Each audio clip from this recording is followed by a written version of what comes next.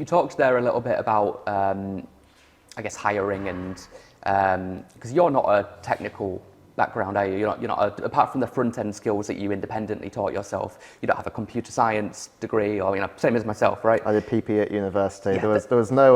We did a little bit of sort of statistics and using things like R, but other than that, there was no computer science involved whatsoever. And I was self-taught at the age of sort of 12 and 13, and this was back when it was pretty difficult to be self-taught as well. Like I remember buying those horrendous manuals like HTML and CSS for dummies, but I didn't have the kind of deep software engineering skills that would allow me to be completely autonomous in building products. Tell me a little bit about, I guess, your approach when it comes to building a team and a culture then, because ultimately, if we don't hire, we're just, I guess freelancers, we're solopreneurs and that sort of thing. And the difference between that and I guess where we are is we've built a process, a system and a team that can help us get towards that mission faster, quicker and better.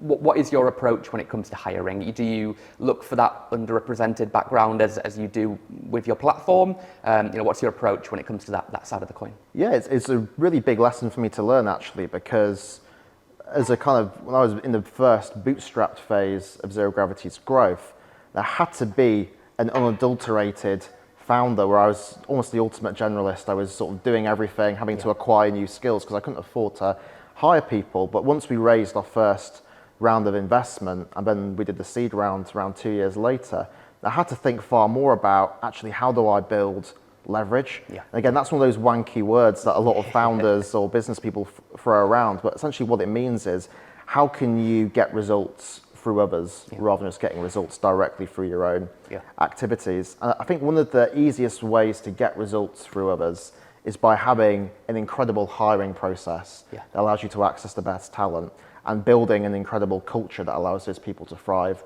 Like if you have those two things, then as long as you've got a decent strategy, it's quite difficult to go wrong.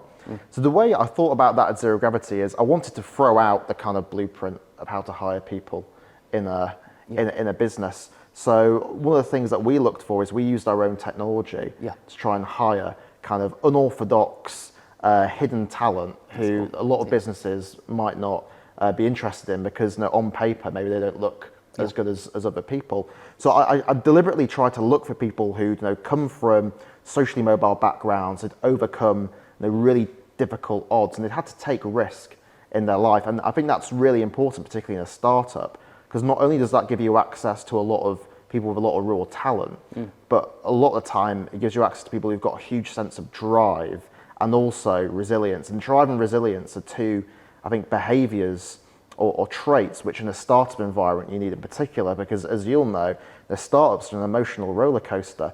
You've got so little capacity, you're under-resourced, but you're trying to grow really quickly, and the highs are high, but the lows are incredibly low. Like when something goes wrong, it can feel like a gut punch, and things go wrong quite often in a startup. So having people with resilience and grit is super important. So we used almost a very similar methodology to how we bring talent onto our platform to also bring talent into our business as well. And we hired for values rather than for experience, because I think when you're trying to build a startup, you're trying to defy the odds, and you almost need to have that siege mentality where you have people from a variety of different backgrounds, a variety of different skills, a variety of different ways of looking at the world, but people who are unified on a core set of values and mission. Like you really need that tight team of people.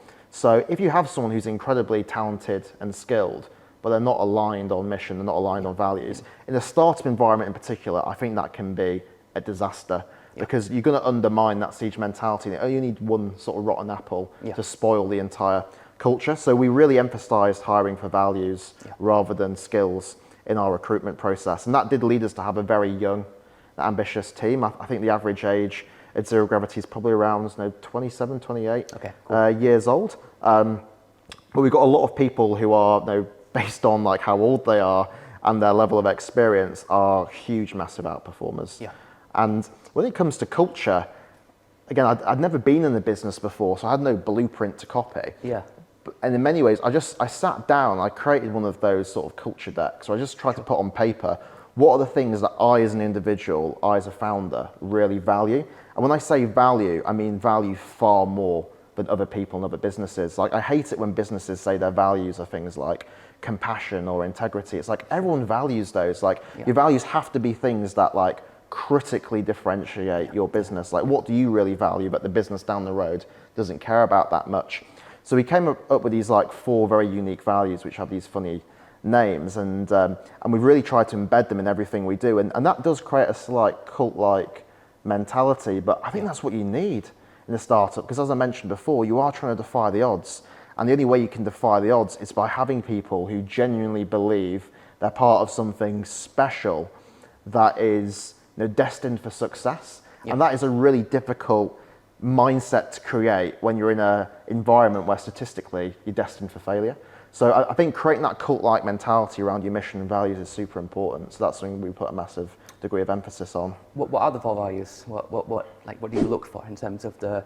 Because you're right. Like, you can have people who technically fit all the boxes. Like, this skill, tick. This many years of experience, tick. But then when you get them, they don't gel with the team. And it's not just about the hard skills, it's about the soft skills and the culture as well.